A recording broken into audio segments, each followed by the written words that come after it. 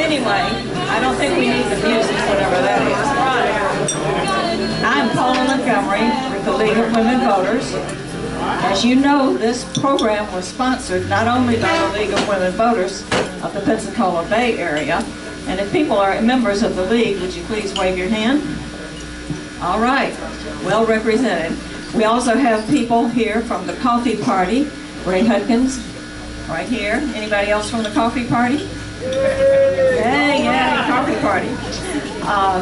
The Escambia Youth Justice Coalition, Shirley, and Key actually, and several other people. The ACLU, which is also Key, and Southern Poverty Law Center, Amir. So a lot of different organizations are interested in the outcome here tonight. Okay, one thing that all of these organizations have in common is that while they work on issues, they do not work for parties or candidates. So we are political, but we are nonpartisan, all of us. We only work on issues. Now the individual members of these organizations can work for a party or a candidate if they want to, but as an organization we do not do that. So I would like to welcome and introduce any officials who are in the audience. So if you would please wave your hand and state your name and what your office is. I know of a couple we have here. Come on, don't be bashful. Okay. All right. I'm sorry to hear you. Okay. I think this gentleman over here who's hard of hearing, his name is Ashton Haywood. He's our mayor. Welcome. Glad to have you here.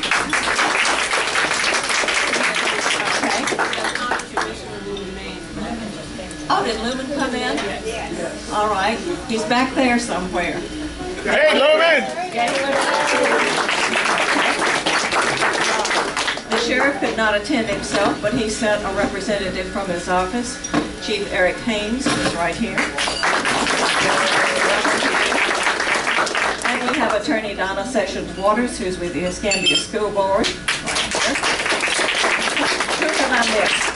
Who have I missed? Any other? I saw Gerald Wingate earlier. Is he here? Gerald Wingate? If so, he's hiding. Okay. Okay, sorry. We did send special invitations to all of our elected officials, and we're very grateful for the people who showed up. And we welcome you all. Now, just out of curiosity, how many people here are or were teachers? Okay. I knew that there would be a lot of interest there. How about principals? Principals? Yeah, okay. We have a number of people who are interested in that particular section of the pipeline. Tonight we're talking about law enforcement and the legal section of the pipeline rather than the schools or the prisons. But we plan to have other programs which deal with each little component, and I hope that we will find ways to tweak all of these components to make the outcomes better for us all. As you know, Escambia County shares a national problem. Too many children do not finish high school, and way too many end up in prison. As I said, this is a national problem. It's worse someplace than others, and unfortunately, Escambia County is one of the worst places in the nation statistically for that sort of thing. Children not finishing high school and ending up in prison, either or. And so we all acknowledge that the problem exists. I have attended several meetings on roughly this subject, and in many of them, what I've heard is personal stories, some blaming and finger pointing, but a lot of sense of hopelessness and helplessness because it's an enormous problem.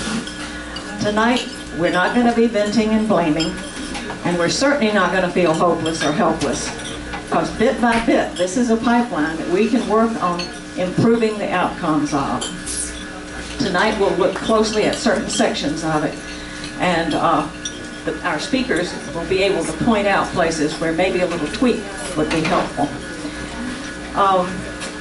This is the first of a series of events, and we will also look at schools, mental health, prisons, and so forth later on.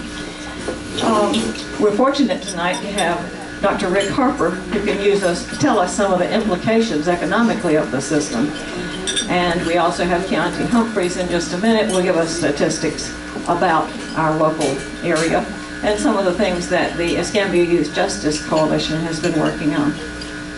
And we are most fortunate to have people who function within that pipeline who can maybe point out to us some areas where we might make a difference for us in our community. This is a problem within the system, and there are procedures in any system, and those are the things that we might look at to making a change. We can't change all those external forces that everybody always wants to bring up. The things that we can't change, all that external stuff, the poverty, drugs, broken families, racial prejudices and other prejudices. But if we can work on things within the system that we can tweak and make the outcomes better, it will have a good impact on all of these other things. So we need to work on it, whittle away at the problems, and work to change them. I'll give you a quick example of some of the sort of things I'm talking about. There are states in which there is a lower age level below which children cannot be tried in an adult criminal court. In some states, there is an age limit set on that. In Mississippi, I think that age limit is 13, but it's different in other states, and many states have no legal lower limit. Florida does not. Right now, as I understand it, it is the prosecuting attorney who decides which kind of court these kids will go to. So, if we decide to attack that, and I'm not saying we're going to, because there are a lot of other things we can do, but if we decided to attack that, we'd call up the other states or look them up and find out how they decided on the age that they decided on and how they came up with it and what would have to happen in order to change that. It would be a big project. And we may not decide to do that, but nonetheless, that is a possibility. And that's just an example. On your table, you have a bunch of cards, I hope. And those cards are for you to use. There are three different things you can do with those cards.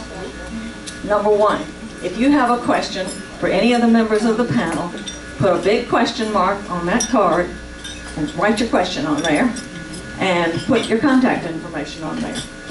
The cards will be picked up, they will be handed to our moderator, and she will read them so that everyone can hear the questions, and then we'll turn them over for answers. If we don't get to all of the questions, the reason I would like your information on there is we will get back to you with answers to your question if we don't make it to the question. The second use for these cards is to put a big V on them, and that's for volunteer, and it's also for victory. But V, put that on there and put your contact information, and it doesn't matter where you would like to put some energy. If you have some energy, if you can write letters, if you can call people, if you can study issues, whatever you would like to be doing to help with this situation, then give me your contact information and I will get in contact with you. And I hope it works better than the list tonight for the meeting, but anyway, I will get in touch with you. So that's the second thing you can do with these cards. The third thing is you can scribble on them. You can write yourself notes, you can take notes on what the people are saying to remind yourself. You can draw pictures, you can do whatever you like with that third card.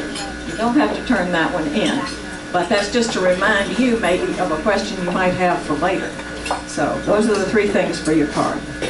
So as you listen to the speakers, ask yourself three questions.